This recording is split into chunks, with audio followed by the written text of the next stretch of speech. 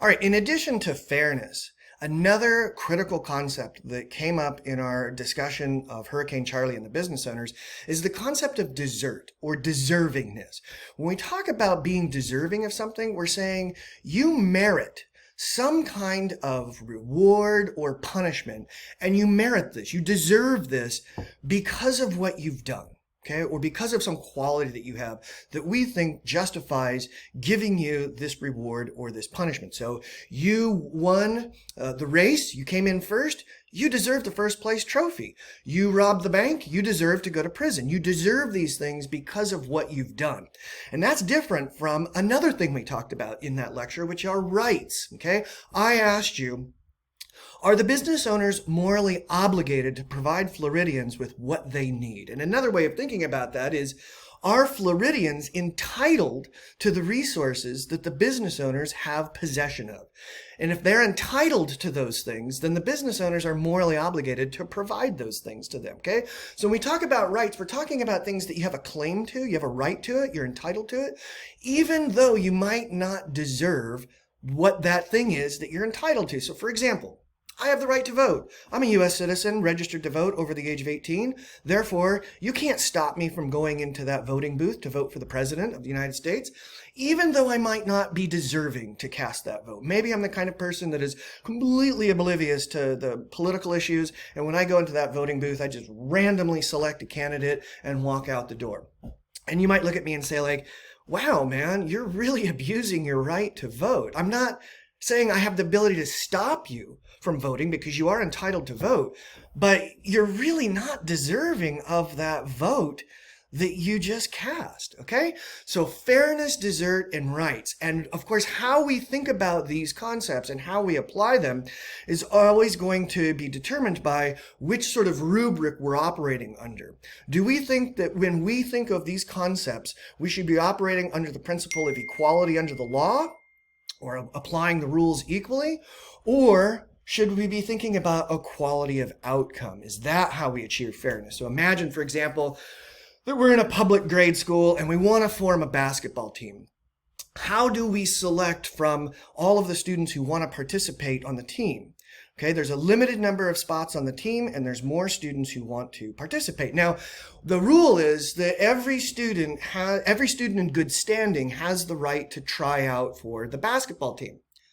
But how do we select from those who have the right to try out those who should get the spots?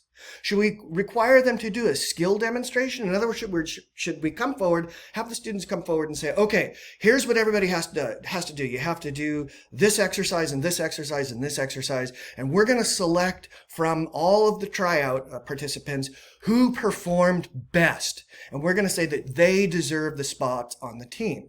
But we know what's going to happen here. What's going to happen is we're going to have a basketball team that's comprised of students who are more athletic than others, and students likely who are taller than other students. Okay, so we're going to have an unequal distribution of the an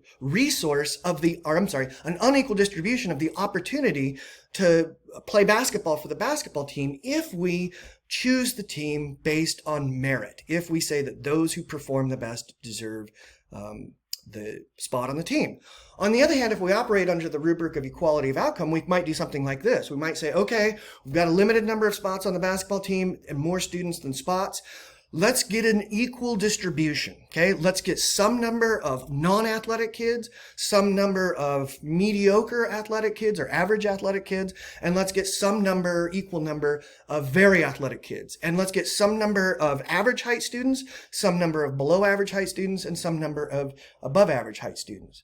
Okay, so if we operate under the rubric of equality of outcome, then we're saying that what's fair here, the justification for distributing the opportunities to play on the basketball team is going to be deciding the proper allocation according to group membership, tall students, short students, athletic, non-athletic, and so on and so forth, okay? So now when we think about these concepts and we think about the tension between equality under the law and equality of outcome, we can see how these things come up in some of the issues that Sandel discusses, right? So one of the questions that Sandel raises for us is this, is we have war veterans, and if you suffer a physical injury in war, you earn the Purple Heart, and that Purple Heart entitles you to certain kinds of benefits after you return from warfare. It entitles you to all kinds of medical benefits that you wouldn't ordinarily have access to if you didn't earn the Purple Heart. And so the question is this: well, what if somebody suffers not a physical injury in warfare, but a psychological injury, and they return home with a psychological injury called post-traumatic stress disorder? Should those soldiers be awarded the Purple Heart, thus having the right then to claim certain kinds of medical care that wouldn't be available to them otherwise? Is it fair to give the Purple Heart to those who've suffered a psychological injury as well as those who've suffered a physical injury? Or is it fair to distribute the Purple Hearts unequally and give them only to soldiers who suffered a physical injury? Are those psychologically injured soldiers deserving of the Purple Heart? Okay, that's one question. And should they have the right to it? Okay, and if we say they have the right to it, what we're saying is, okay, they have a right to something, the Purple Heart, which means they have a right to a resource, this expanded medical care, which means we have the moral obligation, and in this case, perhaps the legal obligation, to provide them this thing that they have a right to. Think about the situation with the bankers, right? The bankers signed contracts in order to run these banks, and the contracts included bonuses at the end of their tenure. And their performance was so bad as these banking bosses that the industry collapsed. And yet they all got their bonuses, oftentimes at taxpayer expense, because the taxpayers had to bail out these failed banks. Was that fair? Did they deserve those bonuses even though they utterly failed at their jobs? And we might make a pretty good case that no, they do not deserve what they got. This is an unfairness. And yet they had a right to it, right? Because they have this contract. An agreement was made at the outset of their tenure as bank bosses, and therefore they have this right to something, even though it might drive us crazy that they are getting something that they don't deserve. You might think about how these concepts relate to an issue that's been coming up for us in the last few years in our culture, and that is this idea of the student loan forgiveness programs. Okay, so we recognize that we would need to recognize right at the outset that student loans aren't being forgiven.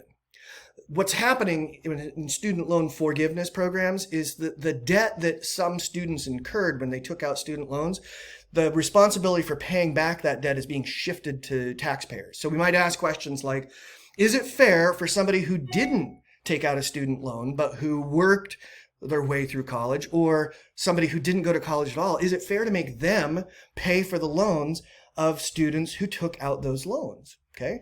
Is it fair that some students took out really expensive loans to go to very expensive schools and get degrees that were not likely to result in an ability for them to pay back those loans?